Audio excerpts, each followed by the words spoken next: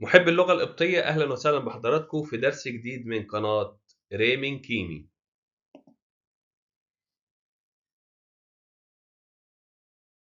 درس النهاردة عن زمن مهم جدا، هو زمن الماضي الناقص أو الماضي الخامس، أو نقول عليه الماضي المستمر. الزمن ده عامل معضلة مع ناس كتير، وهنفهم بالتفصيل فيما بعد.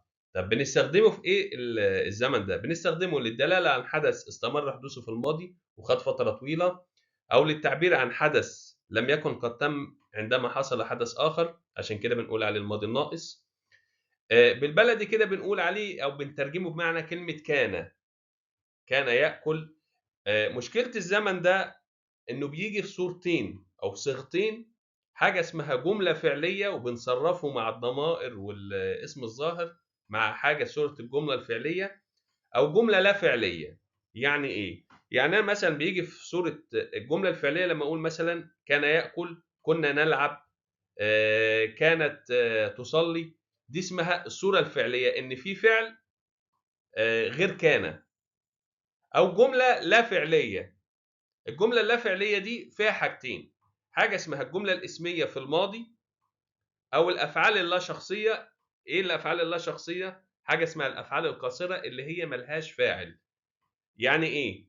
طيب أنا لو قلت مثلا كان رجلا سعيدا، رجلا سعيدا دي زي إيه؟ زي جملة اسمية بس في الماضي. كان رجلا سعيدا، هو كان راجل سعيد، دي جملة اسمية في الماضي.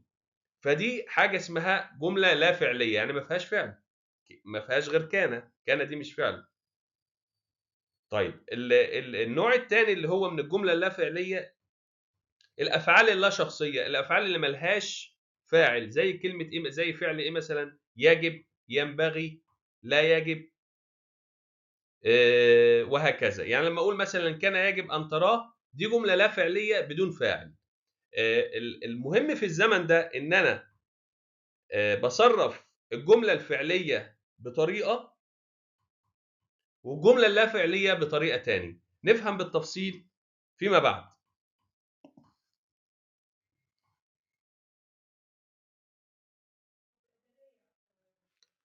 اول حاجه هندرسها اللي هي تصريف الاثبات في الجمله الفعليه، زي ما احنا متعودين زي كل زمن. بنصرفه مع الضمائر حاجه، وقدام الاسم الظاهر بيبقى طريقه تاني. طيب تصريفه مع الضمائر، انا هتبقى ناي وبعد كده الفعل وبعد كده بي. يعني مثلا انا كنت اكل يبقى ناي او ام بي، انت كنت تاكل يبقى ناك او ام بي، انت كنت تاكلي ناري وأم بي، وهكذا مع كل الضمائر. نان بي نحن كنا، ناف بي هو كان، ناس بي هي كانت، نارتين بي الفعل بعد كده كنا أو كنتم، بعد كده ناف الفعل بعد كده بي كانوا أو هم كانوا. ده بالنسبة للتصريف. البي دي ثابتة على طول معانا في الجملة الفعلية. نركز إن البي دي ثابتة ما بتتغيرش مع الجملة الفعلية. ممكن نكتبها وممكن ما نكتبهاش مع الجملة الفعلية.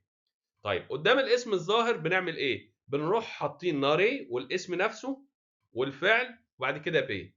يعني مثلا لما اقول ايه، ناري بي الو اوش ام بيف اوش، كان وبعد كده احط بي. ممكن احط بي ممكن ما احطهاش، مش شرط، بس الافضل احطها لان انا ابين ان ده زمن الماضي الناقص. تاني يبقى ناري بي الو اوش ام بيف اوش بعد كده بي. ممكن اجيب هنا بدل بي الو اسم ظاهر، يعني مثلا ايه، مينا او مريم، نفس الحوار، يبقى ناري مريم اوش، وهكذا بقيه الجمله. ناخد امثله كمان.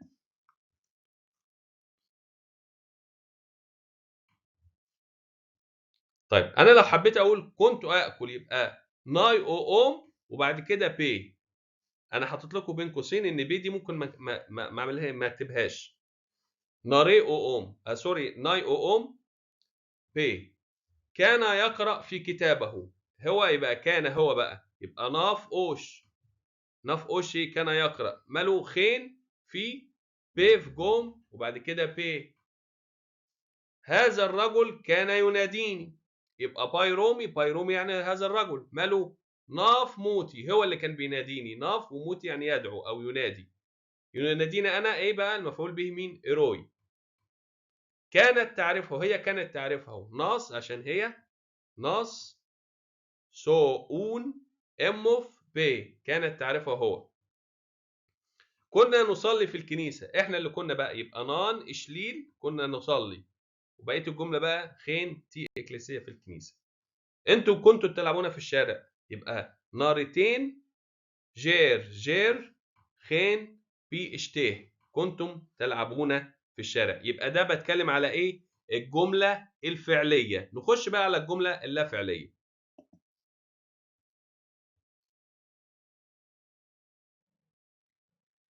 طيب بالنسبة للتصريف بتاع الجملة اللا فعلية، ازاي بنتعامل مع الجملة اللا فعلية في الزمن ده؟ طب ايه هي الجملة اللا فعلية؟ نرجع نقول تاني، الجملة اللا فعلية هي جملة لا تحتوي على فعل، زي الجملة الاسمية في الماضي، كان رجلا سعيدا، دي مالها؟ بدون فعل. او جمله لا تحتوي على فاعل مع الافعال اللا شخصيه، اللي هي الافعال القاصره. عندي افعال، حاجه اسمها افعال قاصره زي يجب ويوجد ولا يوجد، دي افعال بدون فاعل. بنصرف الزمن ده ازاي مع الجمله اللا فعليه؟ احنا خلاص عرفنا الجمله الفعليه بنصرفها ازاي مع الضمائر وقدام الاسم ناري وبعد وهكذا. قدام الجمله او في الجمله اللا فعليه بنصرفها كالاتي: بنحط ني في الاول بدل ناريه هناك قدام الاسم، وبعد كده الاسم او الضمير او الفعل اللا شخصي، وبعد كده بقيه الجمله، وبعد كده رابط الكينونه. بس في الجمله الاسميه اللي بيختلف عنها ان بتتبع الجنس والعدد. يعني ايه؟ يعني انا لازم احط، هناك كنت ممكن احط بي وممكن ما احطهاش، هنا لازم احط رابط الكينونه على حسب سواء مذكر او مؤنث او جمع. على سبيل المثال واخدين 3 على كل نوع هنا، او واحده على كل نوع، سوري. كانوا رجالا سعداء، يبقى حط ني، ادي ني هان رومي مالهم ايه فراشي ني، كانوا رجال سعداء، وحطيت ني هنا عشان هم رجال تجمع، يبقى انا غيرت رابط الكينونه وده اجباري ان انا احطها. طيب الحياه كانت نور الناس، الحياه مذكر، يبقى بي اونخ ني اف او اويني اني رومي مالها بي.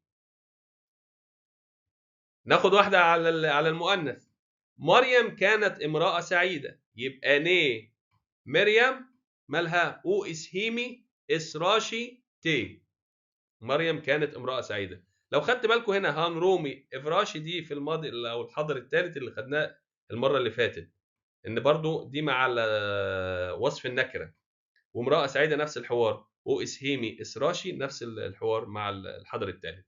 يبقى أنا في الجملة الاسمية، نرجع للزمن بتاعنا اللي هو الماضي الناقص، في الجملة الاسمية لازم أحط رابط الكينونة ويتغير على حسب الجنس والعدد، سواء مذكر أو مؤنث أو جمع، ومش ببدأ بناري، لا ببدأ في الجملة الاسمية بني واحط رابط الكينونه. طيب ناخد واحده تاني على الضمير مثلا، طبعا ده ضمير شخصي ني، وبعد كده ضمير شخصي مثلا هو او هي او هم على حسب.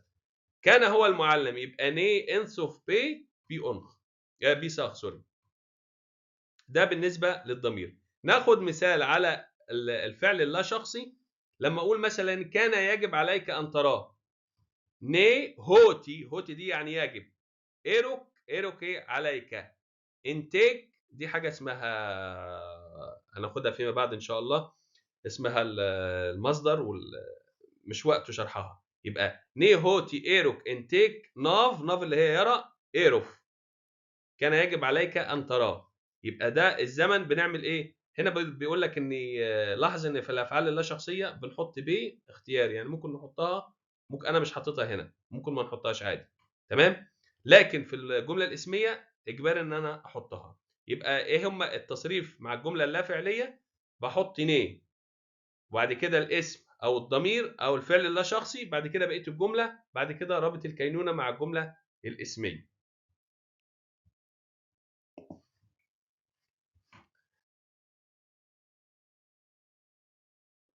اخر حاجه بندرسها في اي زمن اللي هو التصريف في النفي. زمن الماضي الناقص سواء الجمله الفعليه او اللا فعليه الاثنين بننفيهم بكلمه ان قبل كلمه بي، لو هي موجوده. مش موجوده كلمه بي بنحطها مكان بي او نحطها في اخر الجمله.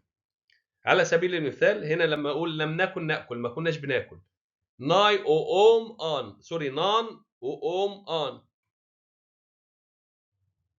وبعد كده احط كلمه ب. لم يكن هو النور، دي جمله، طبعا دي جمله فعليه. الثانيه جمله لا فعليه، ني انصف ان بي او اويني. هم لم يكونوا رجال سعداء، برضو دي جمله اسميه او جمله لا فعليه او جمله اسميه في الماضي. ني هان رومي افراشي، وبعد كده ان، وبعد كده نحط ني. ساره لم تكن تلد له، يعني هو قصده على ابراهيم، يعني هي في ملل الجمله دي طبعا، بس انا مش كاتبها عشان التطويل. ساره لم تكن تلد له، يعني كانت عاقرا، يبقى ساره نصميسي ناف ليه هو، يعني ان بي، لم تلد له. لم اكن اعرفه، انك ناي سون اموف ان، وبعد كده ايه بي. دي طبعا برضو النفي بتاعها بان، يبقى انا عندي ان هنا للجمله الفعل تنفي الحالتين، الجمله الفعليه واللا فعليه. يبقى انا عندي الزمن ده ليه صيغتين، صيغه اسمها الجمله الفعليه او جمله لا فعليه. الجمله اللا فعليه اللي هي مثلا فيها جمله اسميه في الماضي او يجي معاها افعال لا شخصيه او افعال قاصره.